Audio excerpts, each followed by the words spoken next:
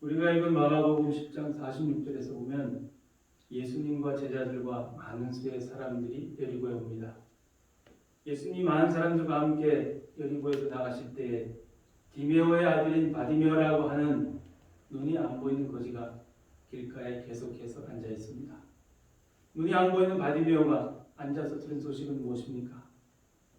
바디메오는 그때 나사렛 예수가 그곳에 있다는 사실을 듣고 있었습니다. 그가 예수님에 대해서 들을 때에 소리를 지르면서 말하기 시작했습니다. 얼마나 그 소리가 간절했을까요? 얼마나 그 소리가 컸을까요? 10일 동안 땅속에 갇혀서 구조대를 기다리던 어떤 남자가 지금 구조대가 자기 옆에 와 있는 것을 알고서 마지막으로 죽을 힘을 다해서 절규하는 그 목소리로 소리 질렀을 것입니다. 그 구조대가 자신을 구원할 수 있는 마지막 구조대라는 것을 그 남자는 알기 때문에 살려달라고, 나 여기 있다고 소리치지 않았겠습니까? 실미도에서 일어난 훈련병들의 반란 때문에 총에 맞고 피투성이가 된 기관병인 한 병사가 병원에 후송되었을 때 군의관은 자세히 진찰도 하지 않고 냉장실로 보내라고 말했다고 합니다. 총상을 입어서 사경을 헤매던 당사자는 아직 의식이 있었기 때문에 몸부림을 치면서 간신히 나 살아있습니다 이렇게 말했다고 합니다. 그때 군의관이 웃으면서 한 말이 이놈 살아있네입니다.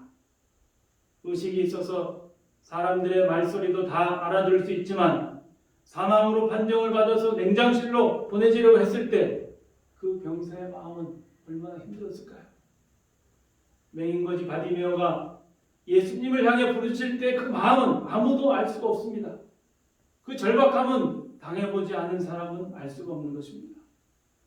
다윗의 자손 예수여 나를 불쌍히 여기소서. 불쌍히 여기소서라는 말이 명령법입니다.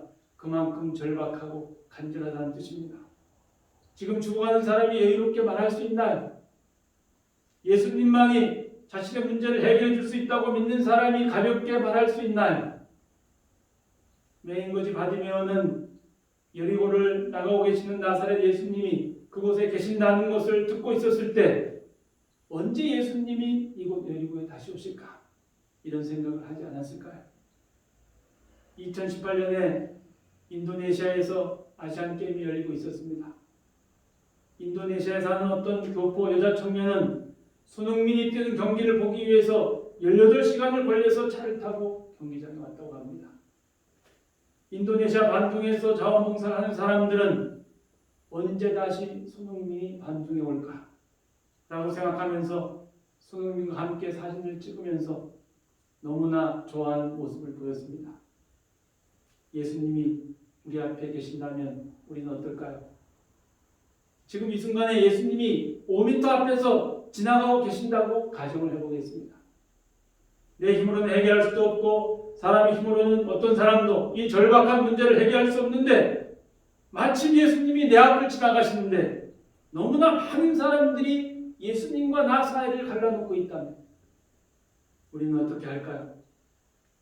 교양이 있고 작고 점잖은 소리로 예수님 여기 좀 보실래요?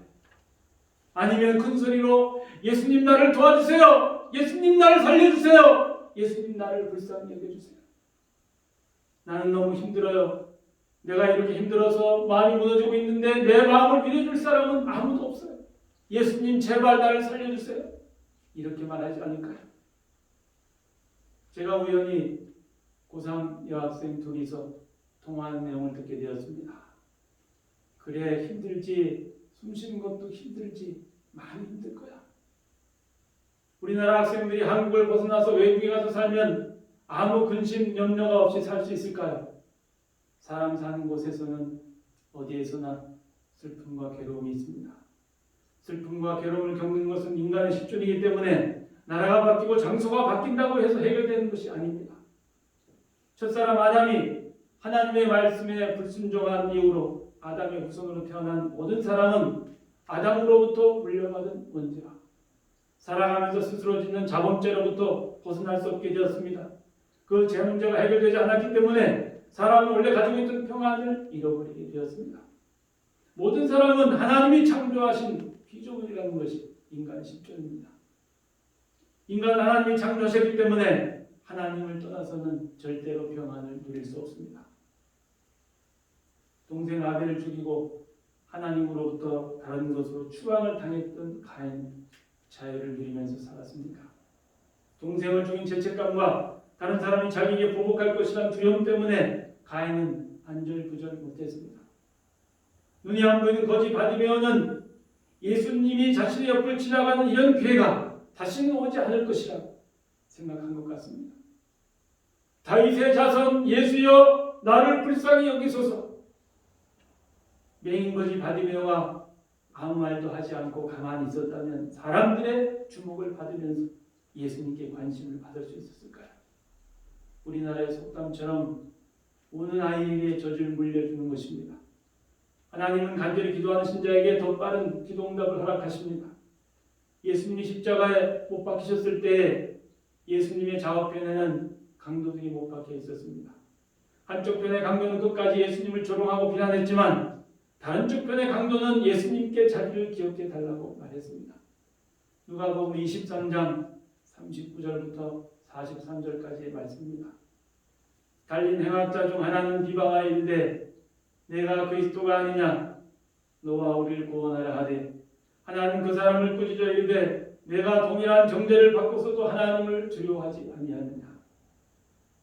우리는 우리가 행한 일에 상당한 보응을 받는 것이니 이에 당연하거니와 이 사람이 행한 것은 옳지 않은 것이 없느니라 하고 이르되 예수여 당신의 나라에 임하실 때 나를 기억하소서 하니 예수께서 이르시되 내가 진실로 내게 이르노니 오늘 내가 나와 함께 낙원에 있으리라 하시니라. 믿음으로 예수님께 드리는 말 한마디가 얼마나 소중한지 모릅니다. 중세시대 교부였던 그리스도스토는 이렇게 말했습니다. 죽고 사는 것이 혀에 달려있다. 교부라는 것은 한 도시의 신앙을 이끄는 목회자인데 오늘날로 말하면 목사라고 볼 수 있습니다.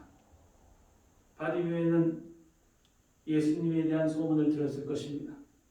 그분은 구약에서 예언한 메시아 그리스도야.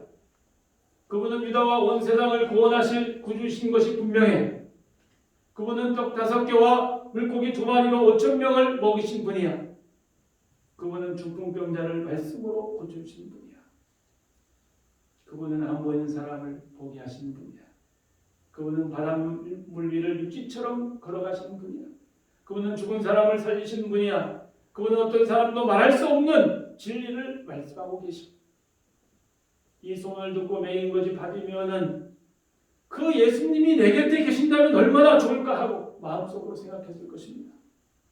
그런데 꿈에도 그런 그분이 자기 옆을 지나간다는 사실을 알게 되었습니다. 나는 눈이 안 보여서 이렇게 거지가 되어서 구걸을 하지 않으면 살아갈 수가 없지만 예수님이 나를 불쌍히 여기셔서 내 눈을 뜨게 하신다면 얼마나 좋을까. 그 예수님이 지금 내 앞을 지나가고 계셔. 이 광명한 세상을 볼 수 있다면 얼마나 좋을까. 빛을 느낄 수 있고 볼 수 있다면 얼마나 좋을까. 우리는 눈으로 모든 것을 볼 수 있다는 것에 대해서 당연하게만 생각하지 않았나요? 우리 눈이 보이는 것에 대해서 하나님께 감사해 본 적이 있습니까? 시각장애인의 어려움에 대해서 진지하게 한번 생각해 본 적이 있나요? 눈이 안 보이는 사람은 얼마나 보고 싶을까요? 귀가 안 들리는 사람은 얼마나 듣고 싶을까요? 말을 할 수 없는 사람은 얼마나 말하고 싶을까요? 말을 할 수 없어서 내 뜻을 상대방에 전달할 수 없다면 얼마나 답답할까요? 우리가 당연하게 생각하고 평범하게 생각하는 것들이 사실은 당연한 것도 아니고 평범한 것도 아닙니다. 남들에게 자랑할 만한 건강은 아니더라도 우리가 이렇게 함께 모여서 하나님께 예배 드린다는 것이 얼마나 감사할 일입니까? 우리는 날마다 기적 같은 건강을 누리면서 살아가고 있습니다. 우리는 내게 없는 것을 불평하기보다는 내게 있는 것을 감사하면서 살아야 합니다. 독일의 작가 레마르크는 검은 오벨리스크라는 책에서 이렇게 말합니다. 인간은 자기가 가지고 있지 않은 것만을 소중히 여기는 법이니까. 우리 성도님들의 생각은 어떻습니까? 몇십 년 동안 시각장애인으로 살다가 예수님이 보게 하셔서 만물을 볼 수 있게 된 남자가 좋을까요? 아니면 태어날 때부터 모든 것을 볼 수 있는 사람이 좋을까요? 누가 더 감사해야 할까요? 큰 어려움에서 하나님의 은혜로 건진받은 사람이 좋을까요? 아무 어려움 없이 평탄하게 살아온 사람이 좋을까요? 어떤 위험에서 고사일생으로 살아가는 사람이 좋을까요? 아니면 아무 위험도 없이 잘 살고 있는 사람이 좋을까요? 누가 더 감사해야 할까요? 지금 바디메어는 예수님을 만나야 한다는 한 가지 목표 외에는 아무것도 생각하지 않게 되었습니다. 세상의 구주가 되신 예수님만이 자신의 문제를 해결해 줄 수 있기 때문입니다. 우리는 한 번이라도 예수님을 간절히 찾은 적이 있나요? 우리는 절박하게 예수님께 미어 달린 적이 있나요? 예수님께 간절하게 미어 달리지 않아도 살만하십니까? 우리가 기도하지 않는 것은 절박하지 않기 때문입니다. 우리가 성경을 읽지 않는 것은 절박하지 않기 때문입니다. 우리가 예배를 드리지 않는 것은 절박하지 않기 때문입니다. 빈들에서 배고픔도 잊은 채 예수님의 말씀을 듣던 성도들의 그 마음이 우리에게 있어야 합니다. 종교개혁가 마틴 루터가 한 말입니다. 만일 당신이 당신에게 필요한 것이 무엇인지 모르거나 필요한 것이 아무것도 없다고 생각한다면 그것은 당신이 최악의 상태에 있는 증거입니다. 혹시 우리들의 신앙 상태가 최악의 상태는 아닐까요? 나병 환자들 고통에 대해서 무감각해집니다. 나병 환자들이 고통은 못 느끼지만 그 몸이 썩어서 없어집니다. 그러다가 죽습니다. 우리가 혹시 영적인 나병에 걸려있는 것은 아닐까요? 실제로 내 영혼은 나병과 같은 심각한 병에 걸려서 고통받고 있는데 나는 내 영혼의 고통과 아픔을 전혀 느끼지 못하고 있는 것은 아닐까요? 요한계시록 3장 15절부터 20절까지의 말씀에서 보면 예수님께서 라오디게와 교회를 책망하시고 있습니다. 내가 내 행위를 아노니 내가 차지도 아니하고 뜨겁지도 아니하도다. 내가 차든지 뜨겁든지 하기를 원하노라. 내가 이같이 미지근하여 뜨겁지도 아니하고 차지도 아니하니 내 입에서 너를 토하여 버리리라. 내가 말하기를 나는 부자라 부유하여 부족한 것이 없다 하나 내 공고한 것과 가련한 것과 가난한 것과 눈먼 것과 벌거벗은 것을 알지 못하는도다. 내가 너를 권하노니 내게서 불로 연다는 금을 사서 부유하게 하고 흰옷을 사서 입어 벌거벗은 수치를 보이지 않게 하고 안약을 사서 눈에 발라보게 하라. 물은 내가 사랑하는 자를 책망하여 징계하노니 그러므로 내가 열심을 내라 회개하라. 볼지어다 내가 문 밖에 서서 두드리노니 누구든지 내 음성을 듣고 문을 열면 내가 그에게로 들어가 그와 더불어 먹고 그는 나와 더불어 먹으리라. 눈이 잘 보이지만 예수님을 보면서도 아무런 두렵도 느끼지 못하고 예수님께 등을 돌리는 그 사람이 최악의 상태에 있는 것은 아닐까요? 마가복음 10장 48절에서 보면 많은 사람이 그가 조용히 한다고 그를 계속해서 꾸짖고 있었습니다. 눈이 안 보이는 거지 바디메어는 예수님을 만나면 눈을 뜰 수 있기 때문에 너무나 간절한 마음으로 예수님을 부르고 있는데 영적으로 둔감한 사람들은 바디메어를 격려해 주지는 못할 망정 오히려 꾸짖고 있습니다. 디모데후서 3장 12절의 말씀입니다. 무릇 그리스도 예수 안에서 경건하게 살고자 하는 자는 박해를 받으리라. 맹인거지 바디메어가 가만히 있었다면 사람들에게 꾸지람을 들을 필요도 없겠죠. 그가 예수님을 만나고 싶어서 크게 소리를 질렀기 때문에 사람들에게 어려움을 당하는 것입니다. 많은 사람이 마음속으로 이렇게 생각한 것 같습니다.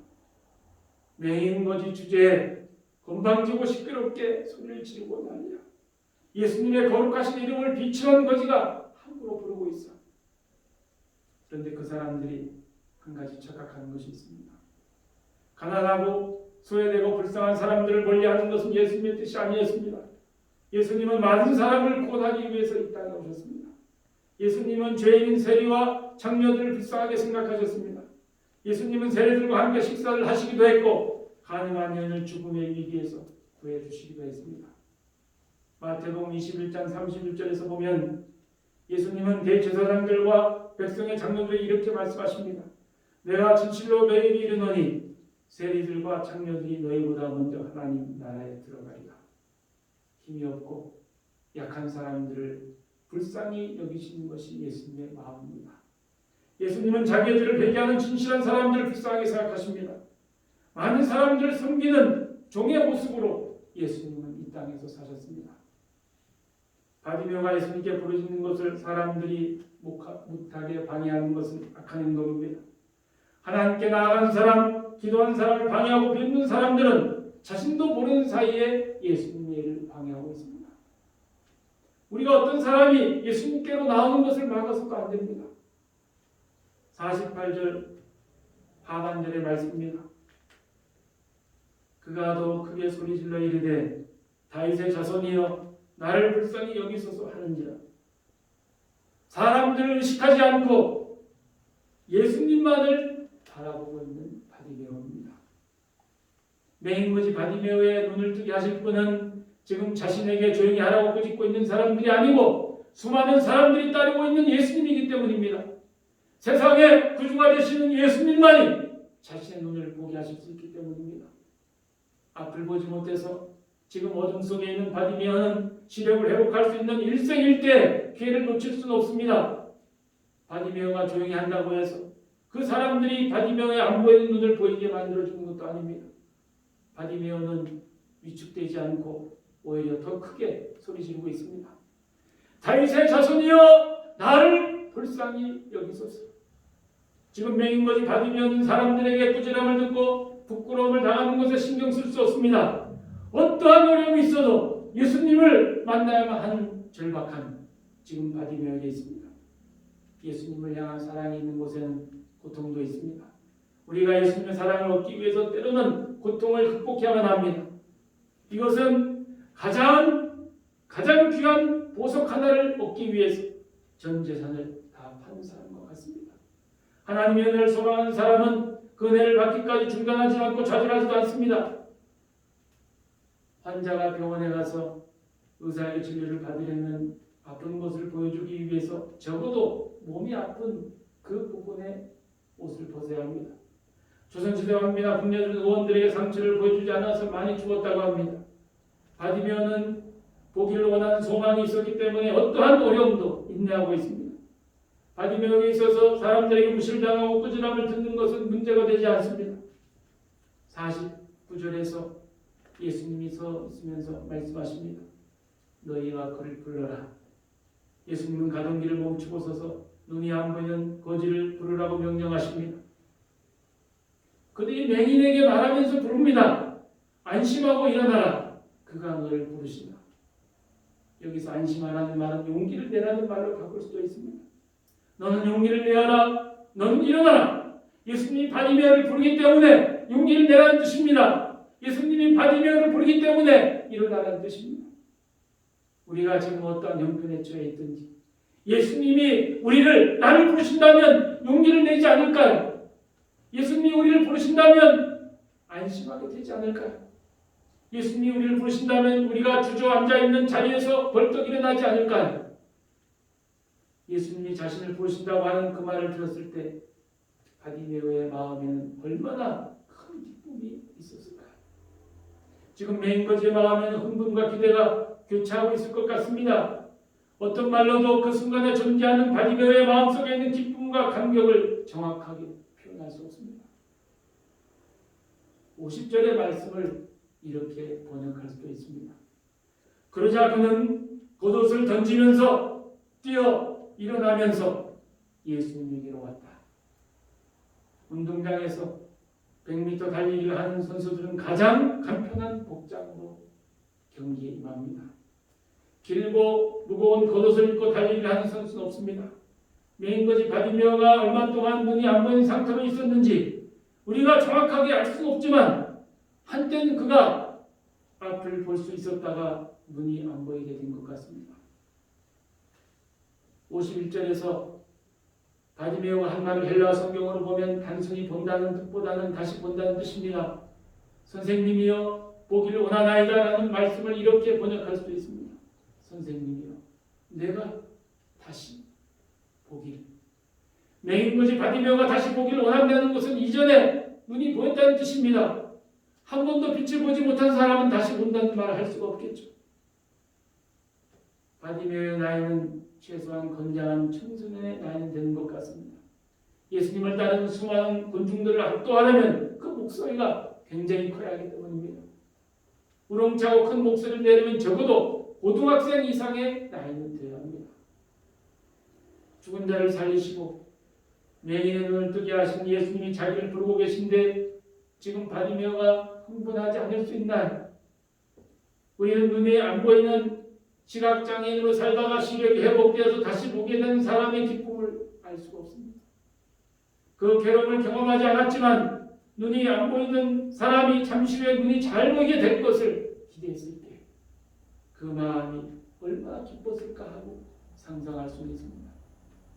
바디메오는 예수님께 나아가는데 방해가 되는 것을 치우고 있습니다. 거추장스러운 겉옷을 내버리고 예수님을 향해 가고 있습니다. 히브리서 12장 1절의 말씀입니다. 이러므로 우리에게 구름같이 둘러싼 허다한 증인들이 있으니 모든 무거운 것과 얽매기 쉬운 죄를 벗어버리고 인내로서 우리 앞에 당한 경주를 하며 우리가 예수님을 향해 나아가는데 방해가 되는 것들을 모두 버려야 합니다. 우리가 몸에 무거운 것을 짊어지고 있으면 예수님께 달려갈 때 힘들어요. 무거운 것을 몸에 지니고 있는 사람은 예수님께 달려갈 때 힘들어서 금방 지치게 됩니다. 어떤 분들은 예배 시간에도 근심과 걱정이라고 하는 무거운 짐을 내려놓지 못하고 있는 것 같습니다. 우리가 하나님께 예배를 드린다는 것은 영적으로 예수님을 만난다는 뜻입니다. 어떠한 문제든지 하나님께는 아무것도 아닙니다. 맹인의 시력을 사람의 힘으로는 회복할 수 없지만 예수님은 말씀 한마디로 안 보이는 사람의 눈을 보게 하십니다. 창세기 18장에서 보면 하나님의 천사가 아브라함에게 말하기를 그 아내 사라가 내년 이맘때에 아들 낳을 것이라고 말합니다. 사라는 속으로 웃으면서 천사가 하는 말을 믿지 못했습니다. 그때 천사가 18장 14절에서 이렇게 말합니다. 여호와께 능하지 못한 일이 있겠느냐. 생리가 끊어진 90세에서라도 하나님이 허락하시면 아들을 낳을 수 있습니다. 우리가 하나님께 나올 때 근심과 염려를 내려놓아야 합니다. 하나님이 우리 아버지가 되시고 예수님이 우리를 사랑하시고 성령님 우리와 함께 하시는데 우리가 근심할 것이 무엇이고 염려할 것이 무엇입니까?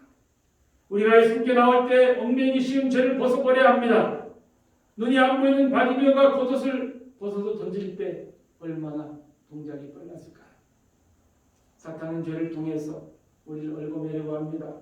생명의 빛 대신 예수님을 믿고 살아가는 우리들이 빛의 자녀인 우리들이 죄라고 하는 어두움에 묶여 있을 수는 없습니다. 우리가 얽매이기 쉬운 죄를 벗어버리지 못하면 우리 마음에는 평안이 없습니다. 사탄은 근심과 염려를 통해서 죄를 통해서 우리를 넘어뜨리려고 하고 우리를 낙심시키려고 합니다. 우리가 예수님의 이름으로 그런 것들을 물리치고 벗어버리고 던져버려야 합니다. 시편 94편 19절의 말씀입니다. 내 속에 근심이 많을 때에 주의 위안이 내 영혼을 즐겁게 하시나이다. 51절에서 예수님 바디메오에게 대답하시면서 말씀하십니다. 바디메오가 방금 전에 다윗의 자손 예수여 나를 불쌍히 여기소서라고 한 말에 대해서 예수님은 대답하고 계십니다. 네게 무엇을 하여 주기를 원합니다. 선생님이여 보기를 원하나이다. 눈이 안 보이는 거지 바디메오의 소원은 오직 한 가지입니다. 다시 보는 것입니다. 바디메오가 이렇게 생각했을지도 모릅니다. 예수님 다시 보게 해주세요. 맑고 푸른 하늘을 다시 보게 해주세요. 파랗고 싱싱한 나무들 다시 보게 해주세요. 맑은 물이 힘차게 내려갈 때 생기는 물보라를 다시 보게 해주세요. 비가 내려서 나뭇잎과 꽃잎을 적실 때의 아름다운 광경을 다시 보게 해주세요. 사람들의 얼굴과 동물들의 모습과 꽃과 풀들의 모습을 다시 보게 해주세요. 해가 서산에 걸려서 노을이 붉게 물들었을 때 아름다운 풍경을 다시 보게 해주세요. 구름 사이에서 밝게 빛나는 태양을 다시 보게 해주세요. 새들이 활기차게 날아다니는 모습을 다시 보게 해주세요. 양들이 푸른 초원에서 한가롭게 꿀을 먹는 모습을 다시 보게 해주세요. 사람들이 부지런하게 일하는 모습을 다시 보게 해주세요. 살아가는 가족들과 친구들의 얼굴을 다시 보게 해주세요. 하나님 앞에서 우리의 소원은 무엇입니까? 혹시 소원이 없나요?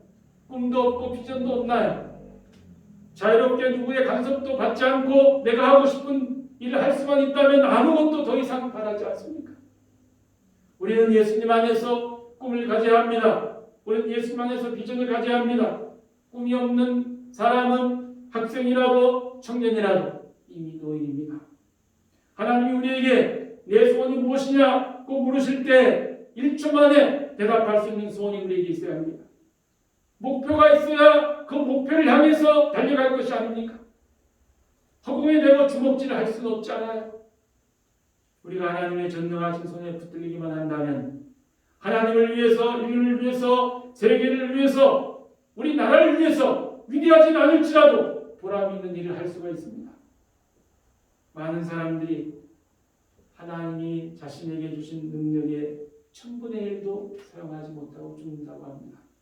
사람은 보통 사람의 뇌라고 할지라도 1000조의 지식을 저장할 수 있다고 합니다. 우리 뇌에는 어느 정도의 지식이 저장되어 있을까요?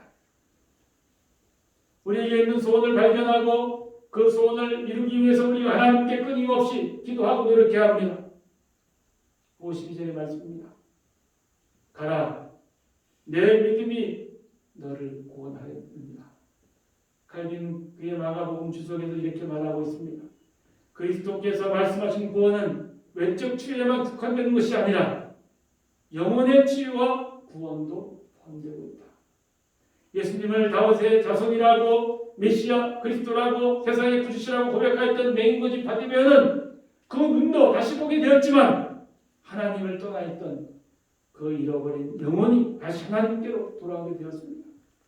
바디메오의 육안도 열렸고 동시에 신앙적인 눈, 영안도 열렸습니다. 볼 수 없었기 때문에 그렇게 애타게 예수님을 찾았던 바디메오는 그 눈도 볼 수 있게 되었지만 예수님을 믿음으로 구원받게 되었습니다. 모든 것을 볼 수 있는 눈을 가졌지만 신앙의 눈, 영안이 어두워서 예수님을 믿지 못하고 지옥으로 달려가는 인생들이 얼마나 불쌍합니까? 마가복음 10장 17절부터 21절까지 해서 보면 돈에 눈이 먼 한 남자가 영생을 얻고 싶어서 예수님께 나왔지만 돈에 대한 집착 때문에 예수님을 떠납니다. 그는 건강하고 돈도 많았지만 돈이 많았기 때문에 예수님을 따를 수 없었습니다. 그는 돈이라고 하는 우상, 겉옷을 버리지 못하고 예수님께 나오지 못합니다. 그러나 눈이 보이지 않고 가난한 거지 바디메오는 겉옷을 버리고 스프링처럼 뛰어 일어나서 예수님께 나옵니다. 가난하고 병든 것이 예수님을 만나는 기회가 되었습니다. 우리가 건강하고 돈이 많기 때문에 예수님께 나올 수 없습니까? 그렇다면 그 건강과 돈은 축복이 아니라 저주이며 재앙입니다. 우리 청년들 앞으로 취직을 하면 교회를 멀리하고 예수님을 멀리하겠습니까? 그 직장은 좋은 직장이라도 축복이 되지 않을 것입니다. 필립 샤프가 그의 책 기독교회사에서 이런 말을 했습니다. 사람은 적든 많든 자기의 모든 것을 버리는 것보다 더 큰 일을 할 수 없습니다. 더 나아가 그리스도를 좇는 것보다 더 훌륭한 일을 할 수 없습니다. 예수님을 따르는 것보다 좋은 것은 없습니다. 우리가 예수님을 붙들어야 합니다. 어떠한 대가와 희생을 치르더라도 우리를 위해서 십자가 위에서 우리의 죄를 다 용서하신 예수님을 믿고 사랑해야 합니다. 변함없이 예수님을 따르고 사랑하는 우리 모두가 되길 소망합니다. 하나님 아버지, 오늘 지각장애인의 믿음을 통해서 우리의 믿음을 한번 살펴보았습니다. 때마다 날마다 우리를 사랑하시고 지켜주시는 주님, 우리가 이 광야 같은 세상에서 하나님의 말씀을 통해서 용기를 얻고자 합니다. 힘들고 어려울 때 주님을 바라보며 우리의 믿음이 약해지지 아니하고 주님 앞에 나아갈 수 있도록 성령께서 우리의 몸과 마음을 붙들어 주옵소서. 예수님의 이름으로 기도하옵나이다.